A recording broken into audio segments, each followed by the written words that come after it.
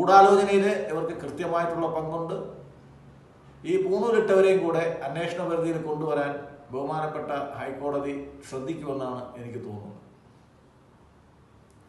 മാത്രമല്ല, ഈ ഉണ്ണികൃഷ്ണൻ പോറ്റി ആദ്യം അറസ്റ്റ് ചെയ്യുമ്പോഴത്തേക്ക് അദ്ദേഹമായിരുന്നു ഈ കേസിൽ യഥാർത്ഥത്തിലുള്ള വാദി. അദ്ദേഹം അപ്പോൾ അയാൾ അറസ്റ്റ് ചെയ്യുമ്പോഴത്തേക്ക് പറഞ്ഞത് കട്ടള കാണുന്നില്ല എന്നാണ് പറഞ്ഞത്. പിന്നീട് പറയുന്നത് എൻ്റെ വീട്ടിൽ ഉണ്ടെന്ന് പറഞ്ഞു. അയാളുടെ സഹോദരിയുടെ വീട്ടിൽ നിന്ന് കണ്ടെടുത്തു.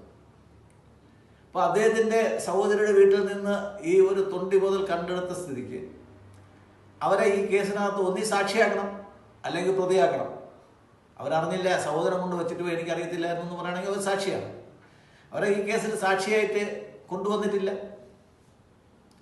ഇതുവരെയും ഈ അറസ്റ്റ് ചെയ്ത 9 പേരുടെയും 164 പ്രകാരമുള്ള മൊഴികൾ ഇതുവരെ രേഖപ്പെടുത്തിയിട്ടില്ല. കോടതി മുമ്പ് രേഖപ്പെടുത്തേണ്ട കാര്യങ്ങളുണ്ട്.